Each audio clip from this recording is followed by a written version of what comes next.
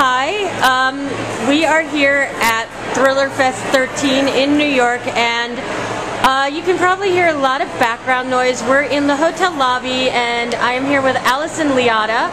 And I'm going to confess that you can see that she looks beautiful and well dressed. We've been out for, it's the Thriller Awards night. We're out for an evening in New York on the town. You can't see me, but I look fabulous. So thank you. Turn the camera around on you. No, let's not. You say we did. So I asked Allie, I swear to God, it's after midnight. I'm like, Allie, we should talk about your new book. And I think my publicist advises never to do this. Just never give an interview after a cocktail. But this is like the booty call of interviews, like, hey Allie, it's midnight, let's talk about your book. It'll be interesting. It will be. This will be a good one. It's sure to be candid. So we will get serious now. And so Allison Leotta, this is going to be your third novel. Yes. And it is the third in a series about a assistant U.S. attorney named Anna Curtis. I have loved the first two books in this series, and as you know, I am now 84% of the way through the new books. Very fun and exciting. And I am on tenterhooks and ready to jump out of my skin. Literally, I'm going home tonight, and before I go to sleep, I'm finishing the last 16%. You have no idea how happy that makes me. Yeah. I mean, I'm going to be in this hotel until 4 a.m., and then I'm going home to finish your novel. So send me a text. I will be texting you. You can read my review on the way home. So Anna is your recurring character, and I know a little bit about your background, and certainly I've learned about hers. And there seem to be, obviously some differences, but a lot of similarities between your real life background and career and the character you've created. You want to talk about some of that? Sure. She has the same job as me, right? She's an assistant U.S. attorney specializing in sex crimes and domestic violence. And I think that's the biggest similarity. She has the same reactions that I think most people would in that situation. The same reactions to the challenges and to the rewards. And it's really an intense job. And so what we experience in the job, I think, is very similar.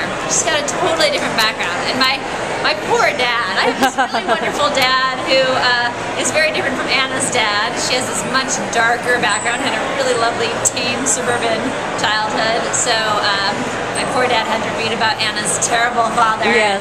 And it was hard for him. And, I'm a mom. I'm a married mom of 2 kids. That's true. That's a big difference. It is.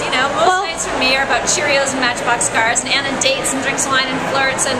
well, she's younger, and that's actually, so I find myself wondering, is she a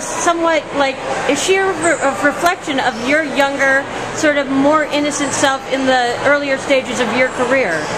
That's an interesting question, and I think to some extent the naivety that she brings to the job and not knowing about it, but she's more interesting than I am, frankly. Well, I don't know about that. Not nearly as interesting or controversial as some of the things she does. And I think in the first novel, which is Law of Attraction, she does bring a certain naivete to the job, but aside from that, she brings a real passion for her work. And the one thing I've noticed through all 3 novels, and this is the great thing, when people that have the careers that you have turn to fiction, you bring this verisimilitude, particularly in the second novel, which was called Discretion. So much about prostitution and this I know you were surprised that I knew so this really gritty side of this sordid side of Washington D.C. and I'm like, where does this nice girl know all this intimate detail in the world of prostitution? And I'm thinking about it I'm going, oh yeah, she knows it inside out. You did all this stuff that Anna does and did the research. So does it come easy translating your real-life professional experiences into a fictionalized version? No, it doesn't come easy because writing isn't easy. But in terms of so many fascinating things happen in the courtroom and in the courthouse, and I loved it. And I would always go home talking to my friends about, holy cow, can you believe what happened in court today? So it's pretty easy to take that and put it into the novel. In terms of the prostitution, so many of the victim witnesses that I worked with were prostitutes or involved in the sex trade somehow. Okay. So, We got a little noise, but I think we're all right. We did. Can you hear me? Yeah. Yeah, I think so. And I think it's a very vulnerable position. Women who are in the sex trade tend to be victimized just at an incredibly higher rate than most women in the general population. And so I worked with a lot of these women. I brought a lot of these cases, and when I portrayed it in the book, Indiscretion, I really wanted to bring that authentic side of it and let people know what it's really like. So that's what I tried to do. Well, I think you do a great job of bringing that reality to the works, and I think you've done some terrific plots, and I always get very invested in them. We've talked about this. There are a lot of twists, and you have often caught me off guard. But one of the other things that I enjoy so much about this series is the focus on her personal life and the character arcs and the character development of this person that I've become invested in. And let's face it, there's a romantic element. So that the personal side of this series is also a big favorite part for me. Oh, good. So I like to see her, and of course I'm very invested in where she's going in this third book. I'm wondering, how much do you feel these should be read like consecutive, like start at the first, read the second, read the third, or how much of a standalone do you feel like they? I think that's a great question. I try to make each book so that anyone could jump in at any point and just read it and not have to have read anything before that. That's important to me. Yeah. And I try to start each at a point where you can do that.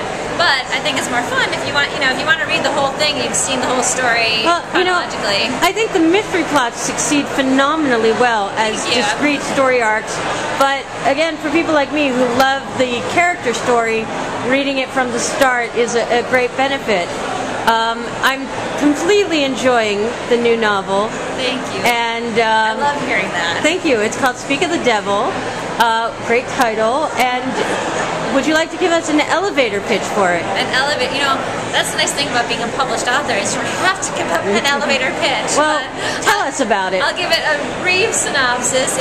Anna is having some really wonderful things happen in her personal life, and she's planning these kind of interesting things. And meanwhile, she's involved in this case, investigating MS-13, which is a real-life gang, one of the most dangerous gangs. I was wondering if they were real, because I'm not familiar. They are horrifying. They have really infiltrated a lot of Washington, D.C. and a lot of urban areas across America. They've gone from this tiny gang in L.A. to this 50,000-member international conspiracy that really is almost like a Pied Piper to kids in a lot of these cities. Yeah, I have never heard of this, and it is really fascinating. It's real, and it's scary, and I had so many cases that actually involve that. I wanted to bring that and show what that's really like and how they work, what draws kids in, what keeps them in, what keeps them from leaving, and I found that very interesting, and I hope that I brought that to the book.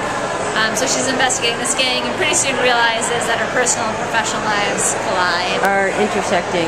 So I guess the last thing I'll ask you is, should we expect to see more Anna next, or do you know what you're going to be doing next? We will see more Anna next. Okay. I have a deal to write 2 more books. Okay. The next one will be another Anna book. Okay. So I'm dreaming of her next misadventure. Great. Well, I will be looking forward to that. Thank you. So, is there anything else I should be asking you tonight? I think we should be buying each other a drink now, right? I think we should be buying each other a drink. So we will sign off. Thank you so much for listening, watching, and thank you, Allie. Thank you, Susan. Okay, bye-bye.